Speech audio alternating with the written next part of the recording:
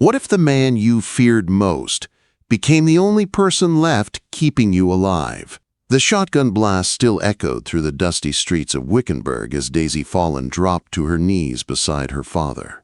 His hand, once warm and strong, grew cold in hers. Blood soaked through his vest, spreading across the hard ground beneath them. It was 1882, and in one terrible moment, Daisy's entire world shattered. Preston Thornton stood over them, tall and broad-shouldered, his Winchester rifle still smoking in his grip. His face showed no emotion. His black Stetson shadowed eyes as cold as river ice. "Your pa's debt is settled now," he said. Daisy lifted her tear-streaked face, her heart breaking, her fear rising. Preston Thornton was the man whispered about in every corner of Yavapai County. He owned half the cattle in the territory. Men feared him, women avoided him, and her father owed him money he could never repay. "I have nothing," Daisy whispered, her voice trembling. Preston holstered his rifle and crouched beside her. His shadow fell over her like a prison door closing. "You have yourself," he said. "Your pa offered you as collateral, a wife from my ranch. Judge Wilson already signed the papers." Daisy's breath caught. "I'd rather die than marry you." His smile was cold. "That can be arranged, Miss Fallon, but your pa wanted you to live. The wedding is tomorrow. You'll be at the church at noon, or I'll burn your place to the ground." Then he mounted his stallion and rode away, leaving Daisy kneeling in the dust beside the man who had raised her. By evening, the undertaker took her father's body. The townspeople watched from a distance, but no one stepped forward. Everyone feared Preston Thornton. Even the sheriff stayed silent. Daisy returned to her small farmhouse, alone for the first time in her life. Only a lantern lit the room as she stared at her father's Bible and the old wedding dress her mother had left her. Morning came cruelly bright. Daisy had not slept. She dressed in the high-necked ivory gown with shaking hands. Her honey-blonde hair hung in loose waves down her back. Her face, pale in the cracked mirror, looked like someone else. A knock rattled the door. "Time to go," Jenkins, one of Thornton's ranch hands, said. Daisy climbed into the wagon with her spine straight. If she had to face her fate, she would do so with dignity. The church was packed, not with guests, but with people curious to watch Preston Thornton claim what he believed was his. Preston stood at the front in a black suit.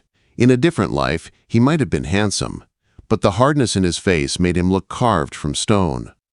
Daisy walked down the aisle alone. No music, no flowers, no joy, just fear.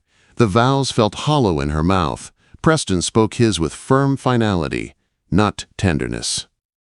When the pastor pronounced them man and wife, Preston did not kiss her. He simply took her arm and led her outside. "My ranch is 15 miles north," he said in the carriage. "Your duties will be explained." Daisy stared ahead. "I will never forgive you." "I don't need your forgiveness, Mrs. Thornton," he replied. "Just your obedience." The Thornton ranch was enormous. Cowboys paused their work to watch as Preston escorted his new bride inside. A kind-eyed woman named Alina greeted Daisy, but Preston cut her off. "Her room is with me." Alina gave a small nod. "As you wish, patron." The bedroom surprised Daisy. A large 4-poster bed, shelves full of books, oak furniture polished smooth. It did not belong to the cold-blooded man she imagined. "You'll have your own wardrobe," Preston said. "Alina will bring your things tomorrow." "And my father's farm?" "Mine now," Preston said, like everything he owned.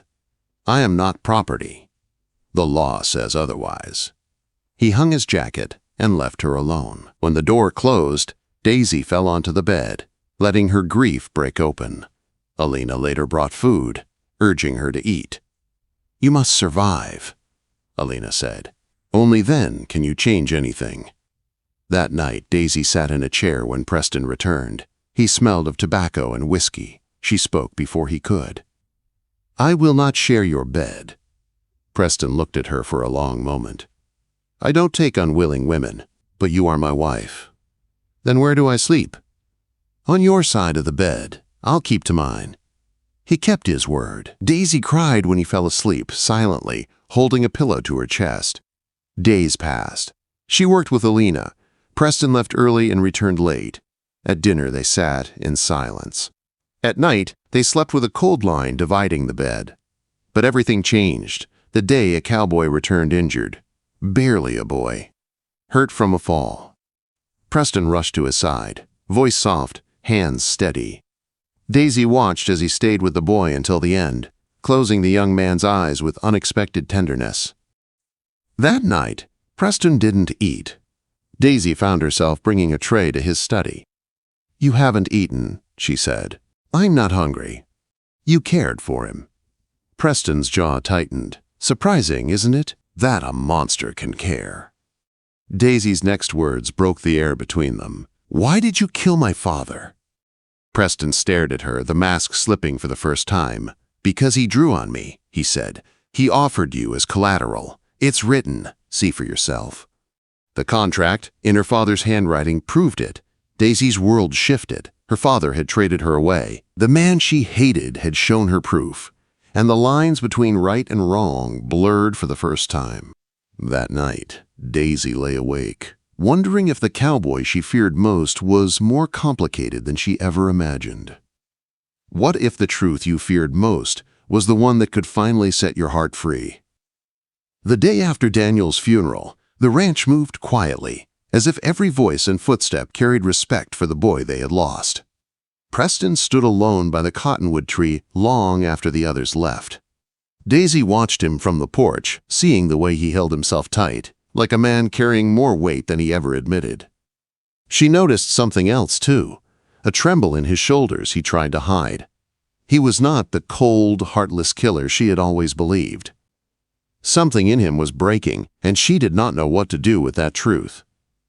That evening, Daisy brought a tray to his study. Preston looked up, surprised. "You should eat," she said softly. "I'm fine." "No, you're not." He stared at her in silence, and for a moment she thought he might snap at her the way he used to. Instead, his gaze softened. "You cared about that boy," she said, sitting across from him, "more than you want anyone to see." "He had no family," Preston murmured, "no one to speak for him."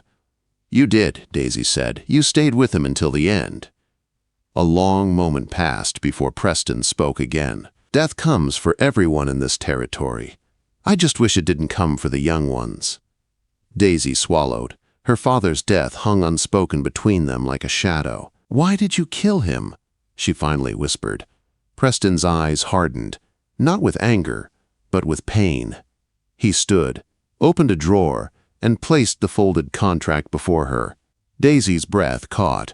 Her father's handwriting, her name written in ink, a marriage promised as payment. "Your father drew on me," Preston said quietly. "I reacted. It wasn't planned." Daisy stared at the paper. "Why marry me then? Why not just take the farm?" "A man's word is his bond," he replied. He offered. I accepted. "So I'm nothing but a bargain?" His jaw tightened. "We all make bargains, Daisy. Some are just harder to live with." She left the study shaken, her beliefs unraveling like loose threads. Her father had not been the perfect man she thought he was. And Preston Thornton? He was not the monster she had painted him to be. He was something else, something complicated. The next morning, the ranch held Daniel's funeral. Preston stood beside the grave with a silent strength Daisy had never seen. When the boy's body was lowered into the earth, Daisy noticed Preston slip an envelope to a foreman. "Send this to his mother in Colorado," he said. "It will keep her through the winter." Daisy's breath caught. Compassion. Quiet. Real. Later, when Preston stood alone by the grave, Daisy felt something shift inside her. That night, Daisy broke their usual silence. "Why did you help Daniel's mother?" she asked.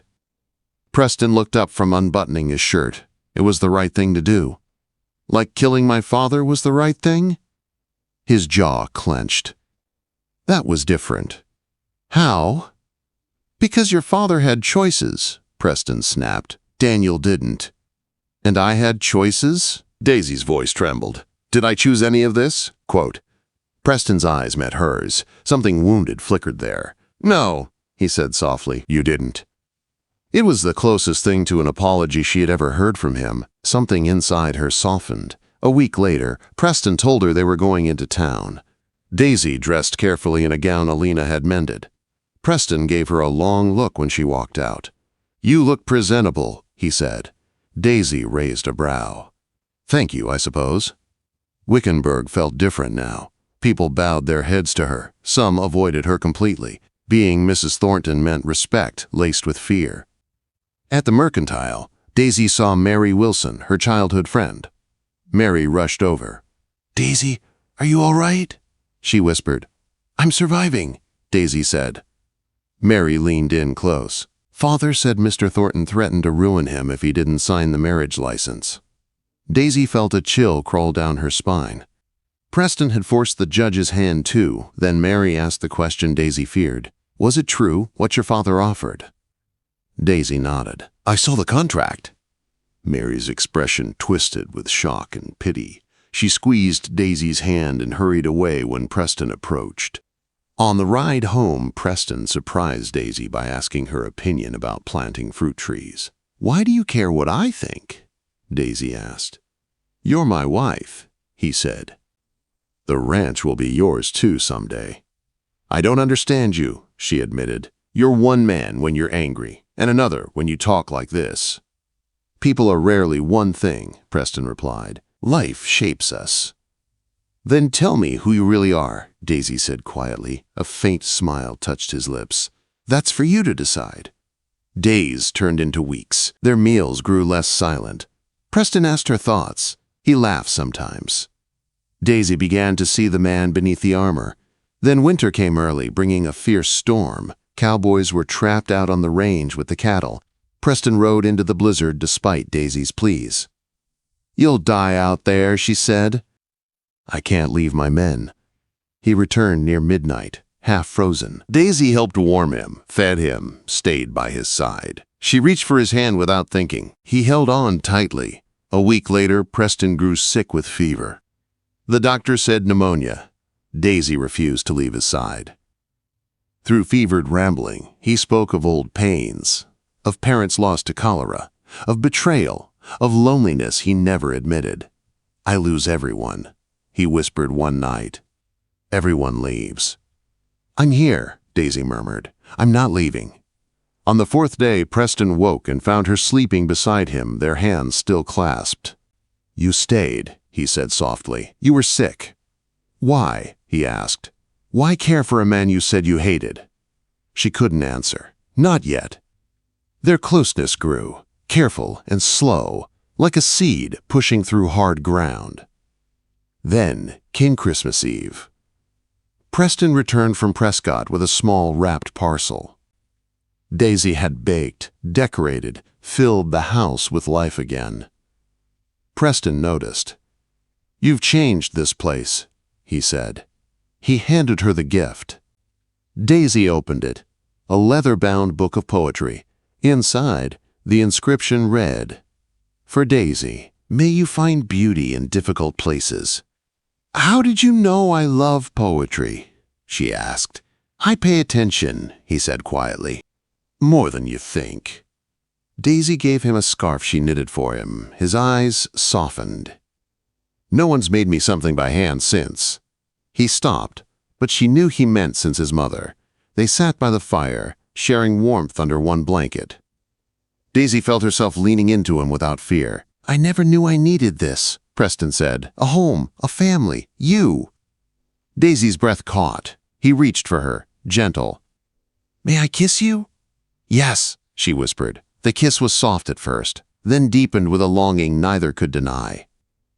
When they finally pulled back, Daisy realized the truth she had been afraid to see.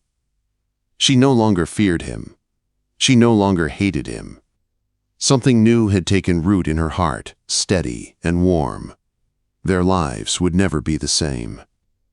What if the love you never wanted became the very thing your soul could no longer live without? The morning after Christmas Eve felt different. Softer. Warmer. Daisy woke in Preston's arms, her head on his chest, the slow rise and fall of his breathing steady beneath her. When he opened his eyes and smiled at her, she felt something bloom in her heart that she had tried for months to deny. From that day forward, small changes grew into something lasting. Preston asked for her thoughts more often. He showed her the workings of the ranch, explaining how each part mattered. Daisy learned quickly and gave ideas he actually used. The Cowboys began to treat her not as a frightened bride, but as the true mistress of the house. Then winter gave way to spring. One crisp morning in February, Daisy realized her monthly cycle had not come. Her hands shook as she told Alina, who smiled knowingly. "You are with child," she said. "The patron will be very pleased." That evening, Daisy waited on the porch as Preston rode in from the range. Dust coated his coat and hat, but his eyes brightened when he saw her. "I have news," she said, her voice trembling. When she told him she was expecting, Preston froze. His mouth parted. His eyes filled with something she had never seen from him before. Pure joy. He swept her into his arms, lifting her off her feet. "A baby," he whispered. "Our baby." From that moment, everything changed. Preston became protective in a way that melted Daisy's heart. He brought her berries from the hills, helped her into carriages, made her sit when she tried to work too hard. Even the Cowboys became watchful around her. Spring turned to summer, and Daisy's belly rounded. The ranch felt different now, filled with a quiet excitement. Preston carved a cradle himself, spending late nights sanding the wood smooth. Daisy spent her evenings knitting tiny blankets and mending baby clothes Alina had saved from her own children. Then came the day Preston asked Daisy to travel with him to Denver for business. It was Daisy's first time leaving Yavapai County. Denver amazed her. The tall buildings, the fine hotels, the theater where Preston took her to watch a Shakespeare play. "You belong here," Preston told her one night after a dinner with railroad investors. "People listen when you speak." Quote. Daisy shook her head shyly. "I'm just a farmer's daughter." Preston touched her cheek. "You are my wife. And you are everything I never knew I needed." A warmth filled her chest. It was in Denver, on their last night, when Preston reached across the restaurant table and took her hand. "There's something I need to tell you," he said. "Go on." "When we married," he began slowly, "it wasn't by choice, not yours and not mine. But I want you to know that He took a breath. "Daisy, I love you." The words struck her like sunlight breaking through clouds, and without hesitation she answered, "I love you too." Preston's smile was soft and full of wonder, and that night he held her as if she were his whole world. When they returned home, the ranch felt brighter, fuller. Daisy's steps were lighter. Preston's temper, once sharp, softened at the edges. The Cowboys joked that the patrons smiled more these days, and Daisy knew why. By late November, Daisy's pains began. The labor was long, 2 days and nights of agony so fierce Daisy thought she might break. Preston never left her side. Not once. He held her hand through every contraction, whispering encouragement, begging her to stay with him. When the baby finally came, red-faced and crying, Preston's hands trembled as he held him. "He's perfect," Preston whispered, "just like his mother." They named him William James Thornton. Life shifted again. Quiet nights were filled with soft coos and gentle rocking. Preston adored the baby, carrying him around the ranch, introducing him to cowboys and horses as if William already belonged to the land. A year later, when Daisy became pregnant again, the whole ranch celebrated. She gave birth to a daughter they named Elizabeth Alina, honoring both her favorite poet and the woman who had stood by her from the first day. Years passed. The ranch grew. The railroad spur opened, bringing prosperity to Wickenburg. People who once feared Preston now respected him. When Daisy walked through town, women greeted her warmly, and children waved. One warm spring evening in 1889, Daisy sat on the porch watching Preston teach 6-year-old William how to throw a lariat. Little Elizabeth played at Daisy's feet. The golden sunset lit the valley in soft light. Daisy felt a peace so deep it brought tears to her eyes. Preston looked up and smiled at her. A smile full of love. A smile only she ever saw. He walked over and sat beside her. Elizabeth climbed into his lap. "You looked lost in thought," he said. "I was thinking how strange life can be," Daisy replied. What felt like an ending turned into the beginning of everything I ever dreamed of. Preston took her hand, his thumb tracing her palm. "7 years ago, I thought I was claiming a debt," he said. "I didn't know I was finding my whole world." "And I thought I was marrying a monster," Daisy whispered. "I didn't know I'd find the kindest heart I've ever known." William called for them to watch him practice. Preston stood, proud and tall, clapping for his son. Daisy studied the man she had once feared, the strong jaw softened by fatherhood, the cold eyes now warm every time they rested on her. That night, after the children were asleep, Daisy and Preston stood by their bedroom window, looking out at the stars over the ranch. "Do you ever regret any of it?" Preston asked quietly. "No," Daisy said, "not for a single moment." She cupped his face, her voice steady. "Our beginning was forced, but everything after that, that was ours. And I would choose you again, every day." Preston pulled her into his arms, holding her close. "I love you," he murmured into her hair, "more today than yesterday." "And I love you," Daisy whispered, "more than I ever believed possible." Outside, the ranch stirred with the sounds of life. Inside, Daisy rested her head on Preston's chest, listening to the steady pulse she had come to trust. Their story had begun in fear, but it had grown into a love stronger than the harshest desert wind, deeper than the Arizona sky, and lasting as long as the land they called home.